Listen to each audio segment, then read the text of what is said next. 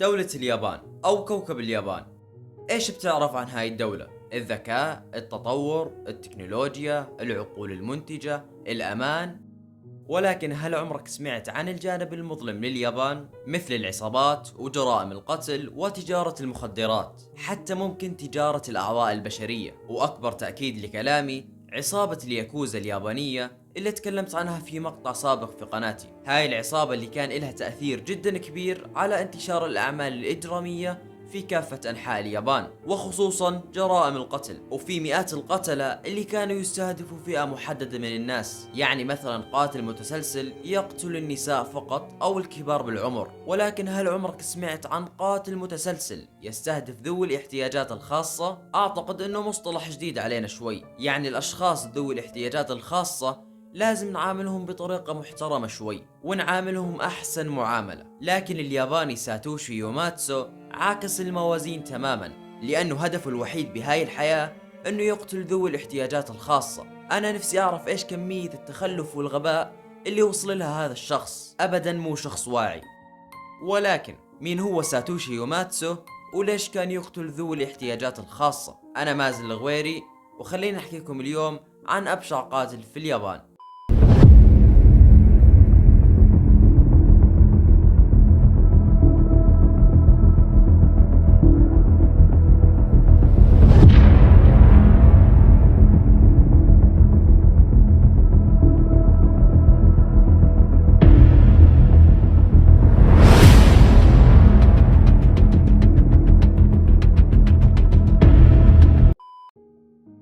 ساتوشي يوماتسو مواطن ياباني، ولد في 20 يناير تحديدا لعام 1990 في عاصمة اليابان طوكيو. كان الطفل الوحيد لأب يعمل كأستاذ فنون في مدرسة ابتدائية، ولأم تعمل في مجال رسم الكرتون. بعد مرور عام على ولادته انتقل هو وعائلته للعيش في مدينة ساغاميهارا، وأمضى طفولته فيها بشكل جدا طبيعي ومثل أي طفل. وبعد عدة سنوات التحق ساتوشي بالمدرسة الابتدائية، وعرف عنه ذكاؤه المفرط وتفوقه الدراسي، وأنهى المرحلة الابتدائية والمرحلة المتوسطة على هذا الحال. لكن الطالب ساتوشي المتفوق دراسيا بدأ بالاختفاء عند المرحلة الثانوية، وكان يسرق من مختلف المتاجر المحلية في المدينة، والشرطة ألقت القبض عليه أكثر من مرة. ولكن الأمر كان بدون أي جدوى. كان يتم إطلاق سراحه بعد فترة ويرجع يمارس السرقة من جديد، حتى أنه حالته تطورت وصار مدمن على شرب الكحول، وأيضا صار يقوم بتخريب الممتلكات العامة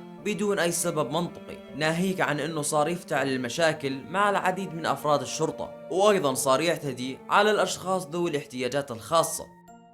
لكن الغريب بالموضوع أنه الشرطة ما عاقبته أبدا، وظل يكرر هالأفعال بشكل منتظم. لكنه أكمل دراسته وتخرج من الثانوية، وبعدها دخل جامعة خاصة بتخصص التعليم الابتدائي، لأنه كان طموحه أنه يصير أستاذ مثل والده. الطموح الصحيح للشخص الغلط. عموما بعد فترة من الزمن قامت عائلته بهجرانه. بالضبط يا جماعة، يعني الأم والأب انتقلوا للعيش إلى مكان آخر غير معلوم، والسبب كان كثرة المشاكل في الفترة الأخيرة بين ساتوشي وعائلته، لأنه قام بوضع العديد من الوشوم على جسده. وطبعا لأن الوشوم في المجتمع الياباني تعتبر إشي جدا قذر، لأنها تستعمل فقط للمجرمين ولأفراد العصابات الشهيرة مثل عصابة الياكوزا، حتى أنه وضع الوشوم يعتبر شرط أساسي لدخول عصابة الياكوزا. وانا تكلمت عن هاي العصابة في مقطع سابق في قناتي، اذا انك حابب تشوفه الرابط موجود تحت بالوصف. المهم خلينا نكمل. في سنة 2012 تخرج ساتوشي من الجامعة، ولكنه ما عمل بتخصصه الجامعي وصار أستاذ، بل صار يعمل في مجال رسم الوشوم وزراعة الحشيش. ولكنه فشل بالأمرين تماما بعد فترة قصيرة، وما حقق النجاح والدخل اللي كان يتوقعه. وبعد تفكير جدا طويل قرر أنه يترك هذا المجال ويروح يعمل في الطب النفسي. وبالفعل قام بأخذ العديد من التدريبات والدورات على الطب النفسي. كان يدرس ويجتهد يوميا عشان يجتاز كل الاختبارات ويصير مؤهل عشان يزاول هاي المهنة. وبحلول شهر ديسمبر من نفس العام تم قبول ساتوشي للعمل في مركز يدعى ساكوياما يوريان لرعاية ذوي الاحتياجات الخاصة. وفي بداية العمل كان يعمل بدوام جزئي. طبعا مركز ساكوياما يوريان تم إنشاؤه من قبل الحكومة المحلية، وبحلول عام 2016 كان يأوي أكثر من 149 مريض من الرجال والنساء، وكانت تتراوح أعمارهم بين ال 18 وال 75 عام، وجميعهم كانوا يعانوا من إعاقة ذهنية، وفي البعض منهم كان يعاني من إعاقات جسدية وإعاقات ذهنية بنفس الوقت. يعني موضوع رعايتهم جدا صعب، وبدها شخص صبور وطيب القلب، وطبعا هاي الصفات مش موجودة عند ساتوشي، لكن على كل حال تم قبوله بالعمل. وفي مقابلة العمل اللي أجراها ساتوشي مع مدراء المركز، صار يقول إنه بيحب ذوي الاحتياجات الخاصة جدا، وينظر إليهم كأشخاص ظرفاء وبسيطين، وطبعا كان هذا السبب الوحيد اللي خلاهم يقبلوه بالمركز. أما على المستوى الشخصي ما كانوا ينظروا إليه أصلا، ولكن كان عكس التوقعات تماما. في بداية العمل عمل معاهم بشكل ناجح للغاية، وعرف عنه اجتهاده وسعيه الدائم للتطور والتعلم. وفي عام 2013 حصل على ترقية بسبب عمله بدوام كامل، لكن السمعة الطيبة اللي كانت معروفة عنه ما دامت لفترة طويلة، لأنه في عامي 2014 و 2015 تم ضبطه أكثر من مرة وهو بيعتدي على المرضى بدون سبب. وعلى الرغم من أنه زملائه وأصحاب العمل حاولوا انهم يوقفوا عن هذا التصرف، ولكن الامر كان بدون اي جدوى وصار متكرر جدا. طبعا الكل متوقع انهم قاموا بفصله، ولكن اللي صار عكس هذا الكلام تماما، لانهم ظلهم محتفظين عليه على الرغم من تصرفاته السيئة مع المرضى. ولكن في نهاية الامر ساتوشي هو اللي قام بتقديم الاستقالة بنفسه، وكان هذا الكلام في سنة 2016. وبعد اسبوعين من استقالته قام بالذهاب إلى مدينة طوكيو عشان يسوي أغرب فعل ممكن تشوفه بحياتك. قام بكتابة رسالة بخط اليد وذهب لتسليمها لرئيس مجلس النواب. بالفعل يا جماعة الخير كتب هاي الرسالة ووقف أمام منزل رئيس مجلس النواب عشان يسلموا الرسالة، ولكن طبعا رجال الأمن منعوه من هذا التصرف، وقرر أنه يغادر ويرجع في اليوم الثاني. وبالفعل رجع في اليوم الثاني وسلم هاي الرسالة لرجال الأمن، وطلب منهم انهم يوصلوها لرئيس مجلس النواب اللي كان يسمى بتاداموري أوشيما. ولكن بتعرفوا ايش كان محتوى هاي الرسالة؟ محتوى الرسالة بكل اختصار انه بطلب من رئيس مجلس النواب انه يمنحوا اذن بقتل ذوي الاحتياجات الخاصة، وطلب من رئيس مجلس النواب انه يوصل الرسالة لرئيس الوزراء، يعني عشان تكون الفكرة واصلة لكل السلطات العليا. وبرر هذا الاشي بانه بده يخلص هذول الاشخاص من معاناتهم، لانه على حسب كلامه هم قاعدين بيتعذبوا، وبيقول لك انه اصلا هم مش فايدين المجتمع باشي، فخلينا نتخلص منهم ونريحهم. وايضا ذكر انه قتلهم راح يساعد على السلام والاقتصاد العالميين، وايضا راح يساهم بمنع حدوث الحرب العالمية الثالثة. يعني انا نفسي افهم، انت بدك تقتل رئيس كوريا الشمالية ولا ذوي الاحتياجات الخاصة؟ اقسم بالله هذا الشخص جدا متخلف وغبي. وما وقف الى هذا الحد، حتى انه صار يشرح الخطة اللي راح يقتلوهم فيها، وقال انا راح اقتلهم بنفسي بس انتوا عليكم توفروا لي الامان. وفي نهاية الرسالة قام بوضع اسمه ورقم هاتفه وعنوان بيته. طبعا رئيس مجلس النواب انصعق لما شاف الرسالة، فعشان هيك سلم هاي الرسالة لشرطة طوكيو، وقامت الشرطة سريعا بمداهمة بيته وإلقاء القبض عليه، وقاموا بأخذه إلى مستشفى الأمراض النفسية عشان يتأكدوا من قواه العقلية إذا هي سليمة ولا لا. وبعد ما ظل بالمستشفى لمدة أسبوعين قاموا الأطباء بإخراجه بكل راحة، لأنه على حسب كلامهم هو ما في إشي وسليم بالكامل، ووجوده خارج المستشفى ما راح يشكل خطر على حد أبدا. وطبعا قصة ساتوشي في وقتها انتشرت في كافة أنحاء اليابان، حتى أنها وصلت لنفس المركز اللي كان يعمل فيه. وطبعا هذا الإشي أثار الرعب في قلوبهم، لأنه ممكن بأي لحظة يهجم عليهم ويقتل المرضى. فعشان هيك قاموا أصحاب العمل بتركيب كاميرات حول كامل المكان، يعني فعليا ما في قسم ولا غرفة بالمبنى ما فيها كاميرا. وبعدها مرت الأيام والشهور واغلب الناس نسيوا موضوع ساتوشي يوماتسو، حتى انهم فكروا انه انتهى للابد. ولكن اللي صار عكس توقعاتهم تماما، لانه في 25 يوليو تحديدا لعام 2016 قام ساتوشي بتجهيز العديد من السكاكين والمطارق تجهيزا لمخططه الدموي، وبعدها قام بالذهاب لمنطقة تدعى شينجوكو وقام باستئجار غرفة في أحد الفنادق. وبعدها قام بالذهاب إلى منطقة تدعى شينجوكو وقام باستئجار غرفة في أحد الفنادق، ثم قام بصبغ شعره باللون الأشقر. وفي وقت تواجده بالفندق تقابل مع امرأة وصار يحكي لها انه راح يقتل العديد من مرضى ذوي الاحتياجات الخاصة، حتى انه شرح لها المخطط تبعه بالكامل. لكن المرة ما صدقت كلامه ابدا وما اعطت للموضوع اي اهتمام اصلا. وفي يوم 26 يوليو وتحديدا في الساعة 12 مساء، ركب ساتوشي يوماتسو بسيارته وذهب إلى نفس المركز اللي كان يعمل فيه قبل شهور، ونزل بهدوء من السيارة وكانت معه كامل العدة. بعدها قام بالتسلل إلى الجهة الجنوبية من المبنى، ولما وصل هناك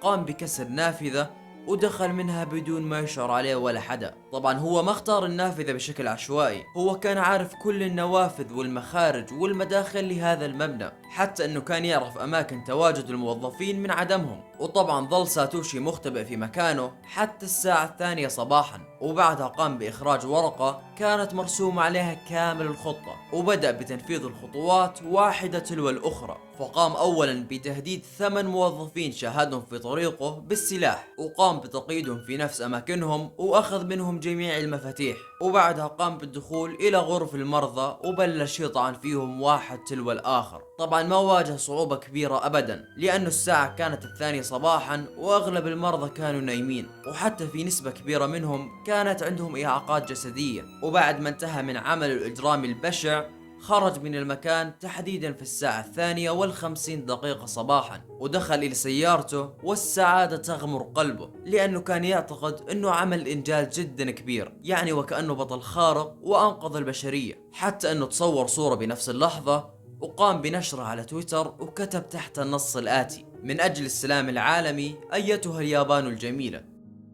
هذا هو النص اللي كتبه تحت الصورة. وطبعا بعدها غادر مبتعد من المكان، وبعد 10 دقائق بالضبط وتحديدا في الساعة 3 صباحا وصلت الشرطة إلى المركز. طبعا اختلفت المصادر عن طريقة علم الشرطة في الموضوع، يعني في ناس قالت انه في احد الجيران القريبين من المركز شاهد ساتوشي وهو خارج من المكان بشكل مجنون وفظيع، وفي بعض الناس اللي بتقول انه في احد الموظفين هو اللي بلغ الشرطة. لكن على كلا الحالتين الشرطة وصلت بعد 10 دقائق بالضبط، ولما دخلوا أفراد الشرطة إلى المكان انصدموا من المنظر البشع اللي شاهدوه، لأنهم شافوا 19 جثة كانت مرمية بالمكان، وأكثر من 26 إصابة، 13 إصابة منها كانت خطيرة جدا. أقسم بالله العظيم يا أنه هالإنسان بشع متخلف لأبعد درجة. يعني لو أنك قاتل مجرمين أو قتلة متسلسلين من أمثالك كان الموضوع أسهل، أما تقتل أشخاص عجزة مش قادرين يدافعوا عن نفسهم، حتى حكم الإعدام قليل عليه، لازم ينحرق 7 مرات. العجيب بالموضوع إنه ساتوشي ما هرب من الشرطة أبدا، لأنه بعد 2 ساعات بالضبط مسك حاله وقام بتسليم نفسه للشرطة، حتى إنه جلب معاه كل الأدوات اللي استخدمها بالجريمة، من المطارق والسكاكين اللي كانت ملطخة بالدماء. وفي اليوم التالي من حدوث الجريمة عثرت الشرطة على سيارته،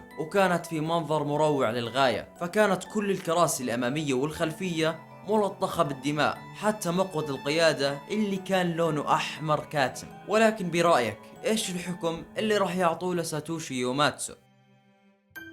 طبعا لما اعتقلته الشرطة كان مصر على انه بريء وقدم اشي نافع لليابان، لانه على حسب قوله هو خفض تكاليف الرعاية اللي كانت مقررة لهم، وطالب الشرطة انها تتكفل بعملية جراحية له عشان يغير هويته وما حدا يتعرف عليه. يعني الاخ عنده امل انه يكمل حياته بسلام. الله يرزقني ربع الثقة اللي عندك بس.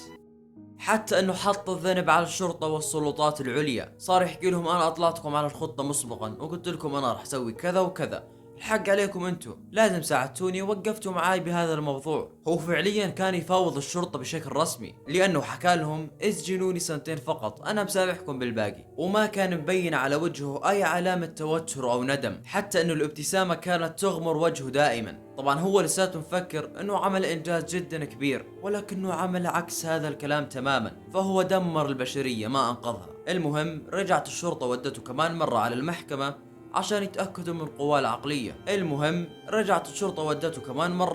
على مستشفى الأمراض النفسية عشان يتأكدوا إذا هاي المرة لساته سليم ولا لا، لأنهم قالوا مستحيل هذا الشخص سليم وبكامل قواه العقلية، وبالفعل كان سليم وما في ولا أي مرض نفسي. طبعا هاي القضية صارت قضية رأي عام في كافة أنحاء اليابان، حتى أنه في بعض الأشخاص اللي ألقوا اللوم على أفراد الشرطة والأطباء النفسيين، لأنهم سمحوا له في الخروج من مستشفى الأمراض النفسية في المرة الأولى. وأيضا في ناس ألقت اللوم على المركز اللي حدثت فيه الجريمة، لأنهم قاموا بتركيب الكاميرات حول المبنى وما جابوا حدا يراقب هاي الكاميرات. يعني فعليا ما حدا كان واقف خلف الكاميرات بيراقب الرايح والجاي.